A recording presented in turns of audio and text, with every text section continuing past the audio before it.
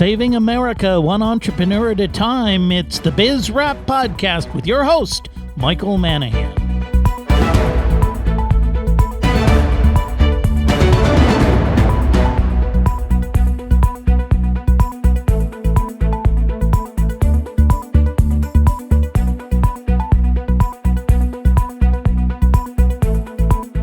The show that celebrates small business and entrepreneurs, it's Biz Wrap Radio with your host, small businessman, educator, and author, Michael Manahan. And welcome to another edition of Biz Wrap Radio. It's your host, Mike Manahan. Thank you so much for joining me today. As always, I've got a tremendous show lined up for you. If you're new to Biz Wrap Radio, we are the show that's all about small business and entrepreneurs. Yes, we're out here fighting the good fight for all of the entrepreneurs in this country. You entrepreneurs, the people who really drive the economy. You know, as we pull out of the recession, it is small business that creates most of the new jobs. It's not those big corporations. It's not the fat cats on Wall Street. But boy, when things get bad, who's the government bailing out? They're not bailing out you, the small business person. No, indeed. They're bailing out the big corporations and all the people who make those huge political contributions to the fat cats there in Washington. We can call them fat cats in Washington because I don't know how it is, how these people in Washington, they go there and they make, they make a wage, but it's not a huge wage. And yet after being in Washington for maybe 6 or 8 or 10 years, they all end up multimillionaires. It is just such a mystery to me how that happens. Perhaps they are just better at making money than I am. I don't know about it. But anyway, we are going to be talking. We got a great guest today. It's a very timely guest as well because the gentleman who I've got in studio with me is not only an entrepreneur, but he is a gentleman who has really had some amazing challenges in terms of raising capital for his business. But his business is operating on some of the leading-edge technology that revolves around the entire green energy movement. So it's an exciting story. He's got an interesting company. He can give everyone, I think, a lot of insights into some of the, perhaps the ins and outs of and struggles of raising capital. So without further ado, welcome to the show, Mr. Phil Roberts. Well, thank you. It's a pleasure to be here. Okay, now, Phil, your company is California Lithium Battery, correct? Yes, that's correct. Okay, so give us a rundown. What is California Lithium Battery all about? What do you do? We are a material development company.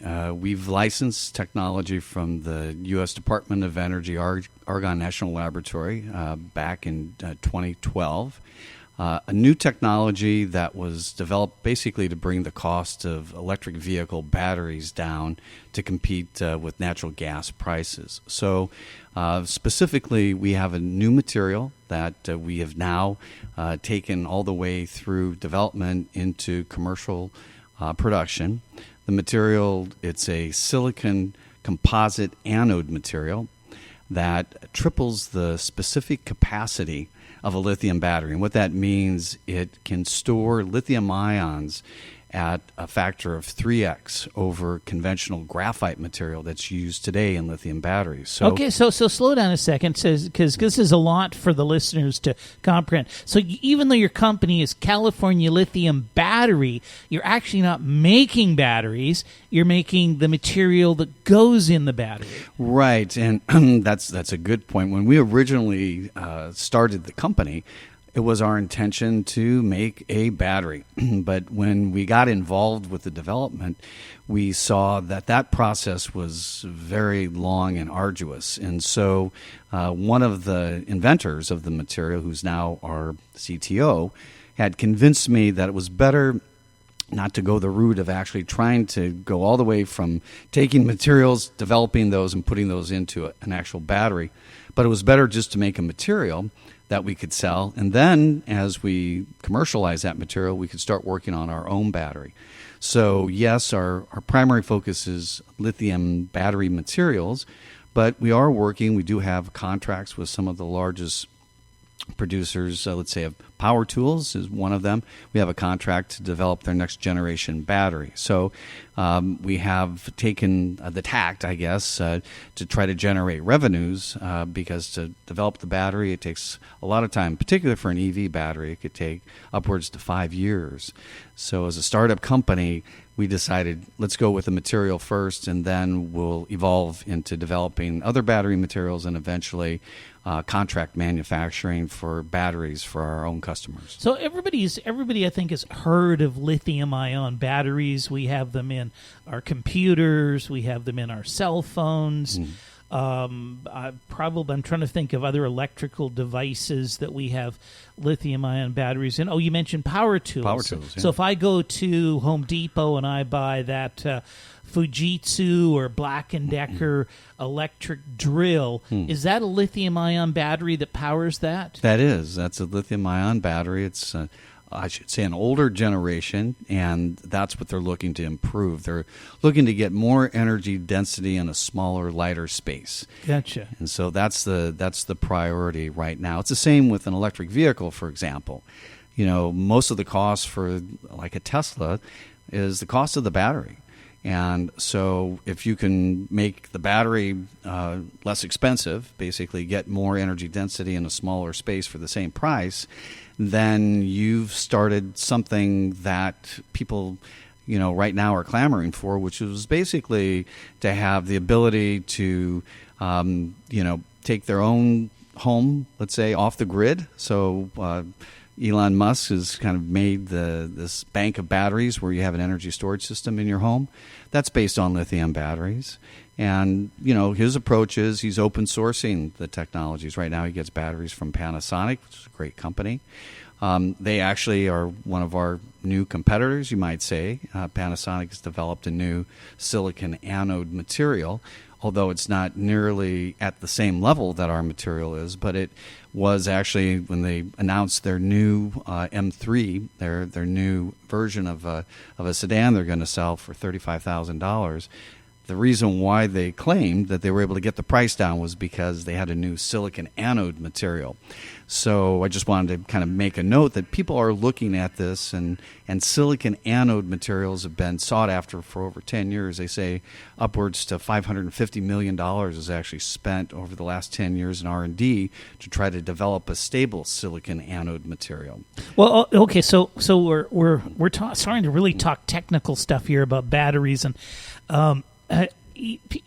can you give kind of a layman's version about the material that you've developed and that you're actually going to be, you know, trying to sell into the battery market? I mean, what is it made of, and what is the kind of the complexity of making that material? Right. So batteries have three main components. You have a cathode, which is a positive side. You have an anode, which is a negative side, and then you have an electrolyte that basically takes the lithium ions and shuttles it back and forth when you charge and discharge the battery. Our material is an anode material. Today, all anodes are made out of graphite. And so... Okay, so graphite. Now, graphite, is that something like, is that like lead, like in a lead pencil? Exactly. Okay. Yeah. So it's a little more refined in this application, but that's exactly right. That's what it is. So that's the vast majority of all lithium batteries use graphite. It has a capacity, I won't get too technical, but 325 milliamp hours per gram. So that means it can store the lithium ions at that level. And our material, which is silicon, actually can store lithium ions at a much, much higher level. The challenge is silicon absorbs lithium 10 times better than any other material, but when you charge and discharge a battery, it will expand and contract so much that when you put the coating on the electrode, which is a copper foil, it will actually break it after about 10 cycles if you just put on pure silicon. So what you're saying is silicon works really well but doesn't last too long. Right. Graphite doesn't work so well but lasts a long time. Right. I mean, graphite works well enough. It's in my iPhone right here. It's what people are using. But the difference is really if you could triple that capacity for the same price and less weight and size, then you make lithium batteries a little more ubiquitous. In other words, you could use them for everything. The cost that you can, that's probably our leading market right now. We've got the most interest in actually developing what's called energy storage systems based on lithium batteries. And this material is one of the enablers. It gets the price down per kilowatt hour. So that, from a technology point of view, lithium batteries are kind of the standard batteries, and people have been working to try to improve them for over 20 years. And they've been making incremental gains, maybe 2% here, 5% there.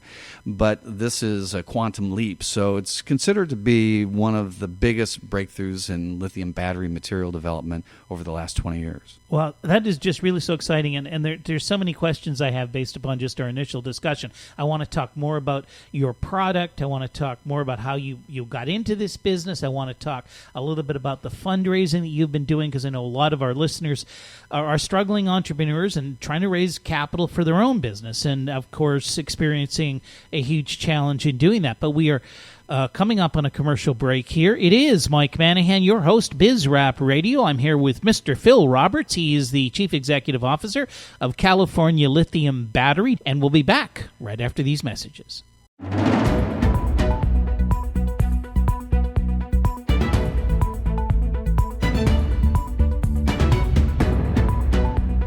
Welcome back to BizRap Radio. We are, of course, the show all about small business and entrepreneurs. Right now in studio, I've got with me Mr. Phil Roberts. He's the Chief Executive Officer, California Lithium Battery.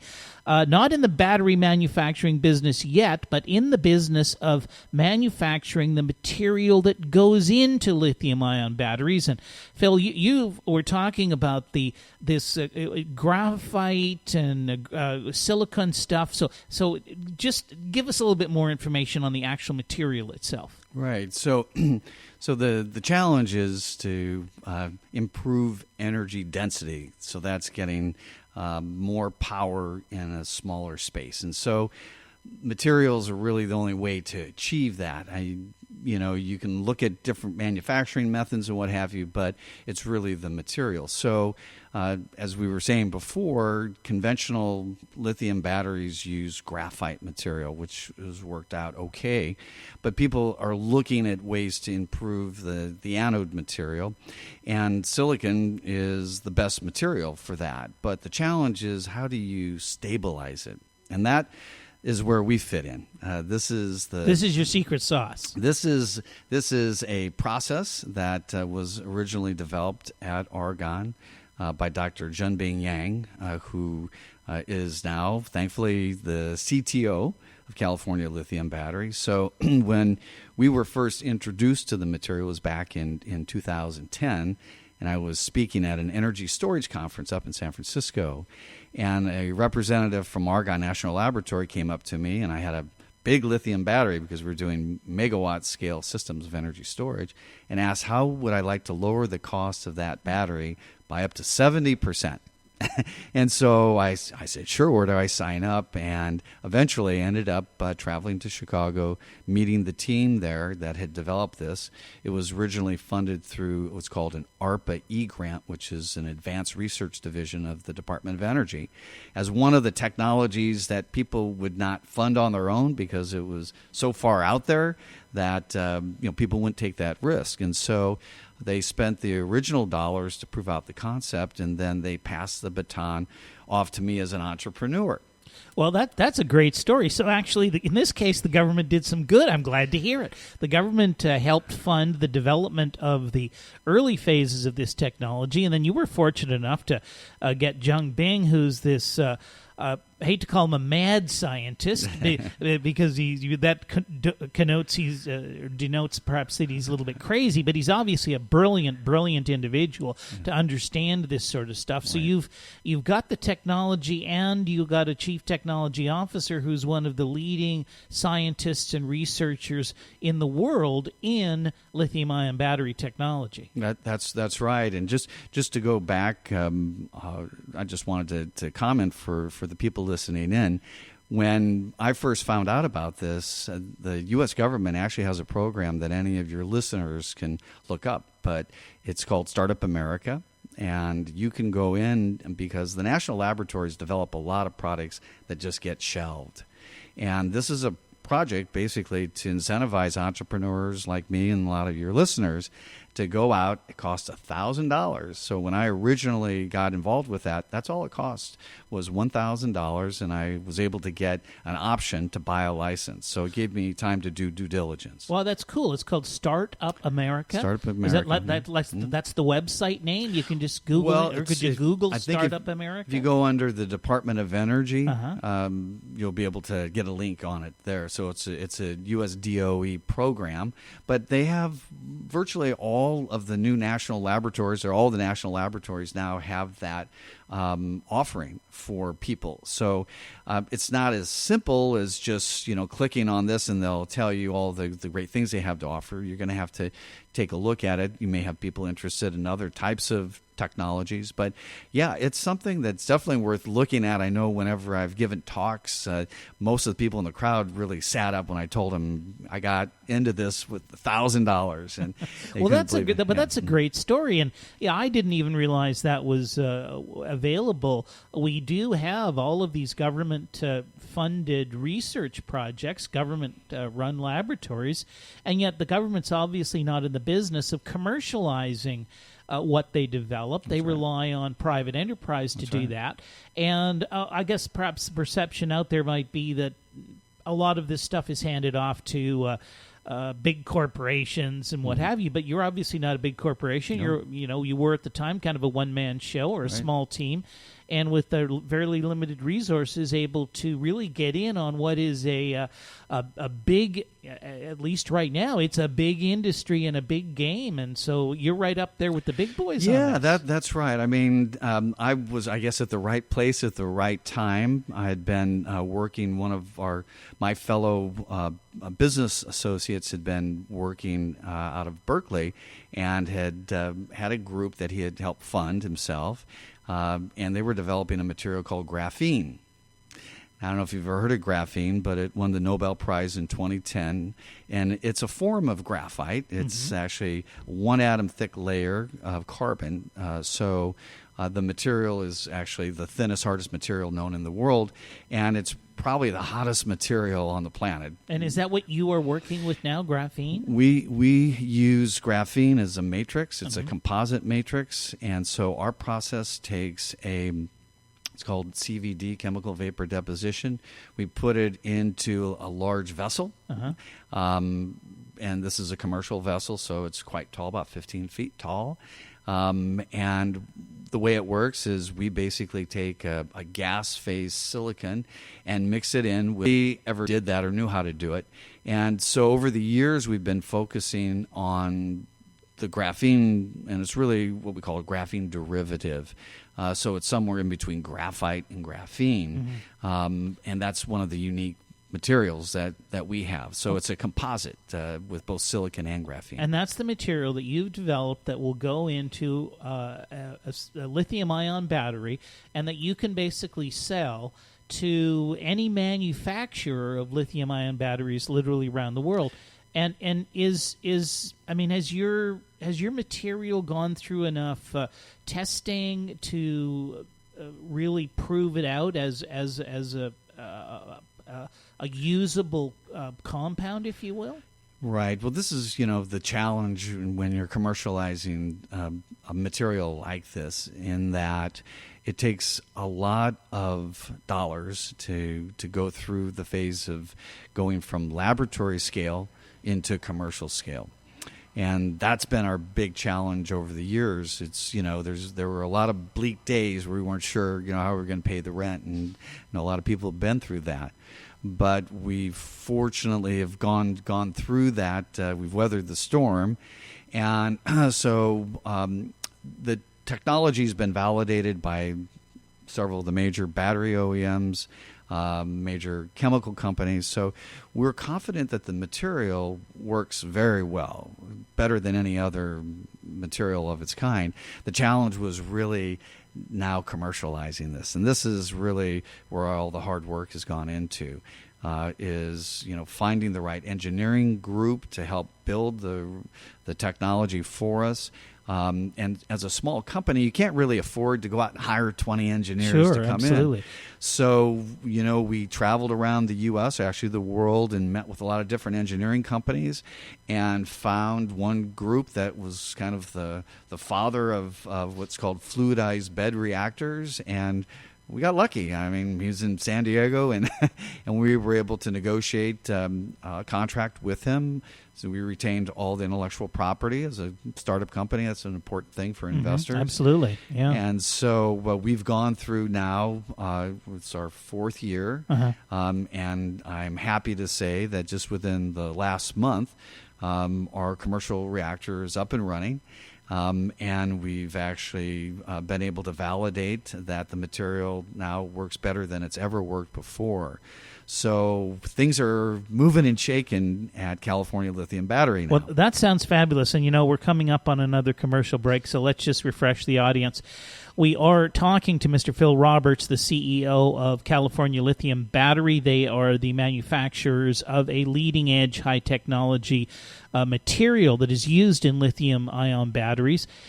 This, of course, is BizRap Radio. I am your host, Michael Manahan.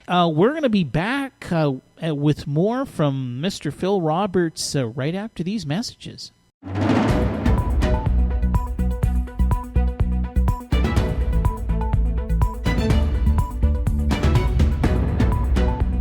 And welcome back to BizRap Radio. It's your host, Michael Manahan, and thank you so much for joining me again today. If you just joined us, we are the show all about small business and entrepreneurs, and I have in studio with me Mr. Phil Roberts. He is the Chief Executive Officer of California Lithium Battery, and his company has developed and is on the verge of launching big time a lithium-ion battery material that could very well revolutionize the entire lithium-ion battery industry. Phil, thanks for joining me again. My pleasure, Mike. Well, this is really exciting stuff. I don't want to bore the audience by talking more about the technology, but you've basically got it to the stage where you're now kind of ready to commercialize it. But can we go back a little bit? You did talk about how you got into the business, and through basically the technology was developed by the federal government. You were able to license it from them. You also brought on board a genius battery technology expert. But it costs money to run small businesses, entrepreneurial ventures. And I know there's a lot of people listening in our audience, and people contact me constantly who are just so frustrated by the challenges and the difficulty that small businesses have in raising capital to launch their ideas. And I think you've gone through some of those same challenges. So can you talk to us a little bit about what you've had to do to keep your business alive over the years that you've been involved with it? Oh, well, yeah, absolutely. I mean, this is the challenge for all entrepreneurs. First of all, you've got to find a great idea.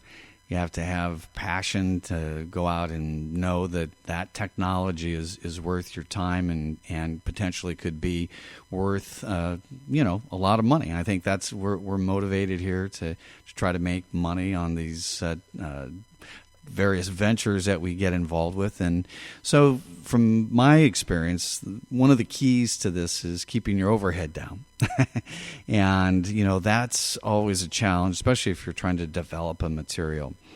Now, this material was originally developed in a national laboratory, but once the baton was passed off to us, they didn't give us the instructions on how to make this. We got a license, and so I ended up bringing in the actual inventor, and I went to him and convinced him, and he had a nice secure position. He was tenured there at Argonne to leave and he was actually originally from China. So this was a really big job for him.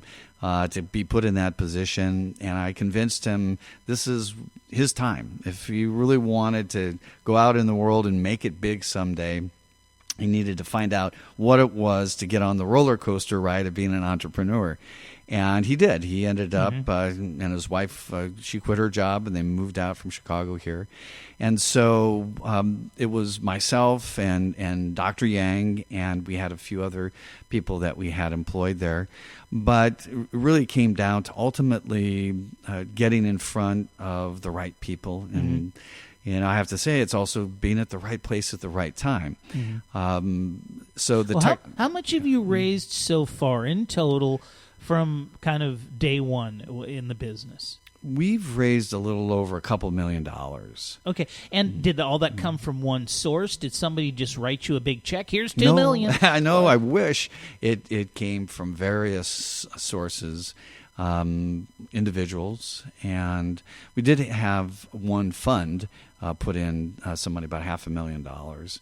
Which was good. And we are in the process of negotiating, I can't get into the terms, but a very large deal. Since we've now been able to commercialize the material, a lot has changed for us. But they call it the Valley of Death, and I think every entrepreneur experiences that, because it's the time when you've got this great idea and you're excited about it, and then you realize you got to pay the rent, and you realize there's a lot of other costs involved in order to get to the point where you need to get to.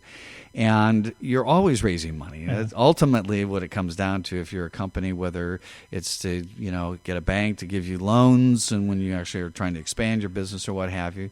So it's always good to have that in mind as you are developing your material, that you are always going to have to be raising money. So you have to kind of put that hat on if you're running the business. Okay, so let's put this in perspective. In total, for the money you've raised, whether it's from individuals or from institutional investors, how many different individuals or institutional investors actually put money into the company? Less than 10. Less than 10. Okay, so less than 10, and you've been doing this for how long? 4 years? 5. 5 years. How many people have you pitched your business on in that 5 years? I would say probably 300 or 400. Okay, so 300 or 400 people you've talked to about your business, probably some more seriously than others, but that would probably include everything from a very formal presentation in a boardroom to, I don't know, meeting some guy at a cocktail party and dragging him into the corner. Or events, there's or an event, venture events. Yeah, a venture capital event or something like that. Right. So 300-400 people, and we've got about 10 investors. I want to make that point because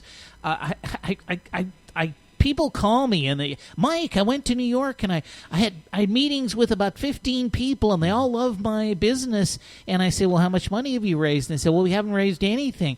And I try to impress upon them that you're an exciting company. You've got leading edge technology. It's a green technology. We're trying to, save the planet. We're trying to, keep us from all being fried in global warming. That's true. We've got issues with electricity. The prices are going through the roof. We've got solar panels, and we want to get off the grid. We want to be to the stage where we can generate our own electricity and store it. Right. And yet, so this is so exciting, so interesting, so leading edge, and it still is a struggle and a challenge. And I mean, it's enough to make many people. You still got your hair, but a lot of people in your position don't have any hair left. So I admire you for having gone through that. But I really think there's a big lesson for entrepreneurs who are out there and listening to us. You can't get discouraged after you've talked to 15 or 20 people. You can't get discouraged after you've talked to 100 people. You've got to keep talking to people, and sooner or later, if you talk to enough of them, somebody will get it, somebody will take the risk, and you'll get the capital you need. That's it. And that's actually, very good advice, because I think you have to believe, obviously, in what you're doing, and it has to be a good business. I mean, a lot of people, they find something and they get enamored, and maybe it's not that great.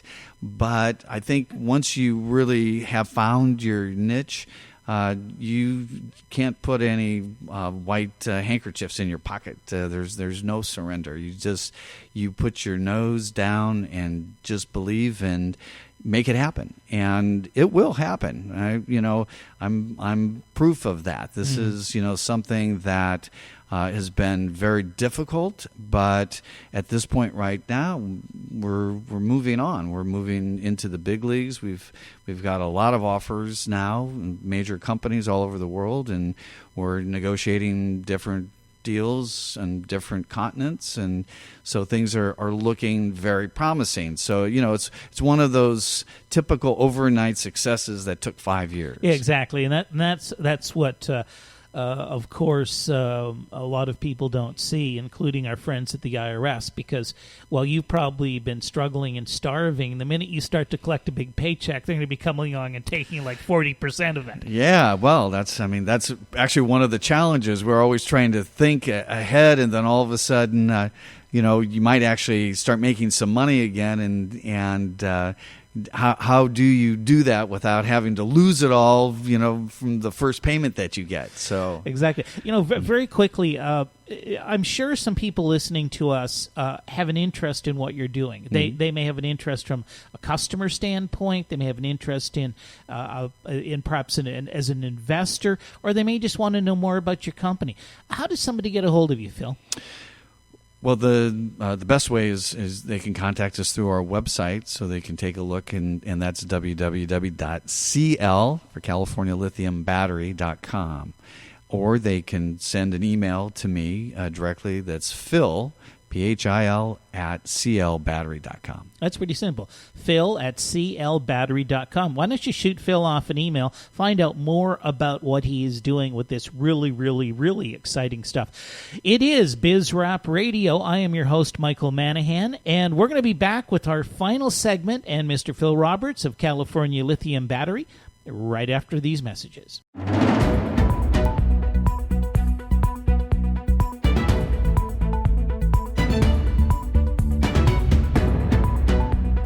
And welcome back again to BizRap Radio. This is our final segment of the hour. Again, thank you so much for joining me today. I am your host, Michael Manahan. And I have in studio with me Mr. Phil Roberts. He's the Chief Executive Officer of California Lithium Battery. And Phil has just been sharing so much interesting stuff. First about his business, which is basically the material that goes into lithium-ion batteries. Those are the batteries that are in your cell phone, that are in your computer, and by the way, are now in motor vehicles such as Tesla. And again, Phil, thanks for joining me on the show. Oh, it's my pleasure. So I just heard some news recently. I guess they've broken ground, or they're well on their way to building this Tesla battery manufacturing plant up in Nevada somewhere. North of Reno. Yeah, and so that's really exciting. I mean, that the fact that they're building a plant that is that big to use lithium-ion batteries, that must be a good sign for the lithium-ion battery business. How big is this industry? Do you have any idea? Well, overall, right now, I think. I can tell you as far as sales worldwide for lithium batteries, and it's right around $40 billion. Well, $40 billion? Yeah, $40 billion. You got a lot of lithium batteries going to a lot of products. Wow. And let's just take a lithium. I don't know what they cost, but let's just use percentages. If the cost of to manufacture a lithium-ion battery was 100%, that's the cost to make it. Mm-hmm. How much of that cost would be allocated to the material that you supply for the lithium-ion battery? So for lithium battery, 40% of the cost is in manufacturing, 60% of the cost is in materials, and our material makes up 10% of that cost. 10%. So, roughly 6 to 7% would be the cost of our material that goes into a battery. And like for an iPhone, I can use that as an example. The battery is a little under $5. It's not a lot of money. And so from the perspective of phones, which is a little different than, let's say, an electric vehicle battery, because you use a lot of battery and a lot more materials, they're willing to pay more. So most of the groups now that we're talking to, and I'm not going to name names, but they're all household names. Sure. They're looking basically for us to provide material so they can have a product that's lighter, longer life, and so you just get more energy density in a smaller space. Right. So that's really lithium batteries. That's the kind of the one behind it. We do need to improve them, because I'll tell you, I got a friend of mine who, he's kind of an entrepreneur, but he's constantly on his phone. And every time I meet him, he's looking for a place to plug in his phone. Right. I mean, why he doesn't carry one of those battery backups, I don't know. But he's always looking. You go to a restaurant for a beer, and he's saying, "Where can I plug in my phone?" to the waitress. Right. But I'm just trying to put this into some perspective. The market then for the material alone that you're manufacturing is in the many billions of dollars. Yes, I mean the anode market's a couple $1 billion market. That's going to expand in the next few years as electric vehicles and energy storage systems for renewable energy. They're now using lithium batteries as a buffer between solar and wind energy out in the field. In California, it's actually a mandate, and a gigawatt, 1.3 gigawatts of energy storage is required. So a lot of demand now for lithium batteries. And, from our perspective, we can make money selling materials, but it also gives us some leverage where we get calls every day from other technology groups that have something that's complementary to what we have. And so we get to hear a lot of amazing technologies from different groups, and so we're going to work in collaborating with them. And then eventually, our intention is to help build the world's best lithium battery, the world's best battery, to change the way that we work, the way we store power. That is just so amazing. And, when you think about, Tesla introduced their new version of their car, and in 24 hours pre-sold 35,000 of them or something. Yeah, that's right. Just incredible. So clearly, the demand for lithium-ion batteries is growing. Do you know how fast is that growing right now? Well, I can tell you in 2020, they are expecting the market to reach somewhere between $70 to $90 billion. Wow! So it's going to double in the next few years.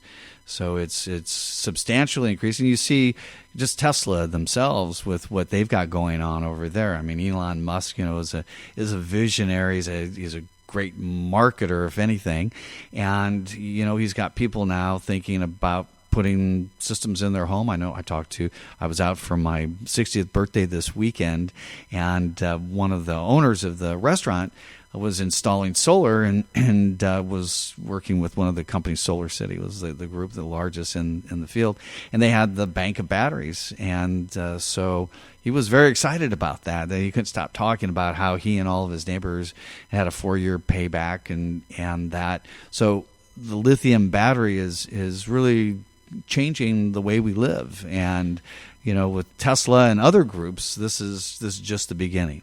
Okay, so obviously lithium-ion batteries is where it is today. We don't have a huge amount of time left, but look down and put your crystal ball on. I mean, there's a huge opportunity for you and your company to make a ton of money, to reward your investors extremely well right now, and to capture a good substantial share of the market. But in the future, what new technologies are you seeing that are coming around that might just throw everything we're doing right now on its head? Yeah, there's so many interesting technologies that are going on right now. I think, from our perspective, since we look at energy technologies, there's a lot of new solar technologies that are actually coming on board. You have to realize solar materials, which is the polycrystal silicon, because we use silicon in our material. We know a lot about it because it's a very similar process. Dropped from $400 a kilo a few years ago now down to under $20. Wow. So that's amazing. Isn't it amazing? Now, the cost to install it stays roughly the same, so that's why maybe you haven't seen it on your roof drop from $400 to $20 a kilo. But that type of breakthrough and solar technology, a lot of people have improved the efficiencies of those. So generating renewables is a really, really big thing. I would say a lot now is in what they call the smart grid. Mm-hmm. That's something that I've been interested in a long time. It's actually what I was into before I got into the battery, because I was looking at ways to really make the energy more efficient. And so in my case, it came down to, well, when you whittle it down, it was the biggest challenge was the battery. So I had dropped everything I was doing for smart grid technologies and just to focus on the battery. But the smart grid eventually is going to, connect every home and have all sorts of different features that you don't have now. Give you a lot more independence. You talked about being off the grid. I think some of the utilities are a little worried about that, but I think there's room for everybody in there. So well, I can particularly see the application too for somebody who lives in a remote area. Right. You've got the cabin up in the mountains or something like that. You generate all of your electricity from the sun, and then you store it, and then you use it when you need it. That's and right. You don't have to worry about running wires. I was talking to a friend of mine, I can't remember how long ago it was, but he had some cabin he built in the woods, and it was going to cost him like $10,000 to run a wire from wherever the wires were over to his house so he could get electricity. You're because right. it was in the middle of the woods. That's it. But look we got to wrap up here. We got about a minute left. Again, Phil, give us your website and how somebody can get a hold of you. Sure. Website, once again, is www.clbattery.com. And feel free to send me an email. It's Phil, Phil, at clbattery.com. Phil, once again, thanks for being on the show. It is Mr. Phil Roberts. He's the CEO of California Lithium Battery.